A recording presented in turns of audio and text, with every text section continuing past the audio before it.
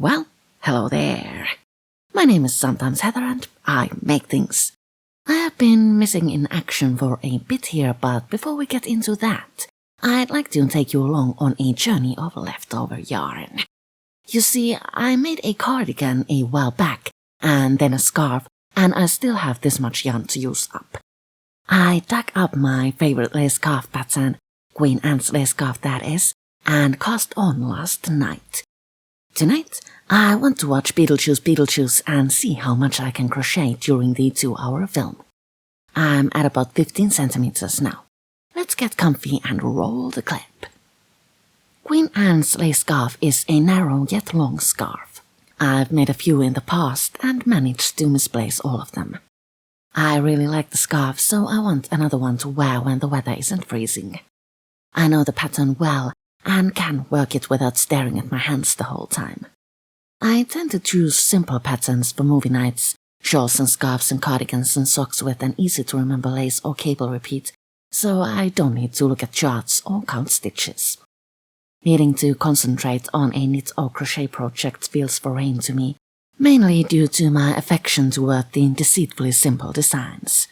But enough about the scarf. I think I promised an explanation to this appearance. Let's see. The last video posted was my birthday dress back in June.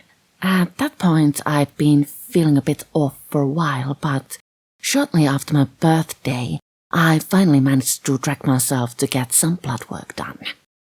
After getting my results back, doctors said everything's fine, just maybe lose some weight and come back for a follow-up cause. Girl, those thyroid values are all over the place. I thought little of that. Thyroid problems ran in my family and all the symptoms matched. I was tired, my skin was dry, my hair and nails were brittle and easy to break. While I waited to get follow-up blood work done, my health deteriorated. I was more and more tired, lost my breath walking up the stairs, spent more and more time asleep.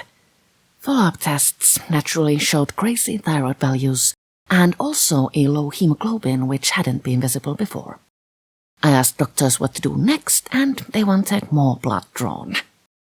I don't like blood tests, but I sighed and went along with it all, and we all know what they found. My ferritin levels, which show how much iron my body has stashed up, were close to 0. But on the upside, I didn't have hypothyroidism. As doctors finally figured out what was wrong, I got to start taking iron supplements, which actually made me feel a metric hecton better in a matter of weeks. It's been a couple of months now and I feel almost like my old self again. At least I feel strong enough to return to regular posting. Back to the scarf then. Beetlejuice took me to, well, we started from this much and ended up with 3 times that.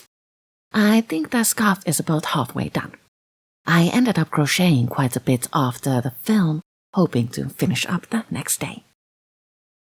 I'll continue for one more film. I've been wanting to see Bullet Train and it's finally arrived on HBO.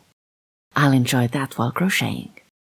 I have a few actors whose films I watch regardless of genre, and Brad Pitt is one of them. It seems we share a taste in movies, so I always end up enjoying his work, be it drama, thriller, or this chaotic 2 hours of cinematic bliss.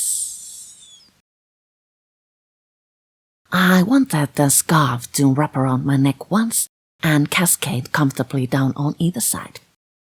For this, I needed it to be approximately 120 centimeters long. By the time Bullet Train drew close to its final stop, my scarf gained its last motif. I really like the way this Queen Anne's lace scarf turned out. I used a modified pattern for this one. I will leave a link to both it and the original. Thank you so much for watching and I'll see you all later. Stay safe.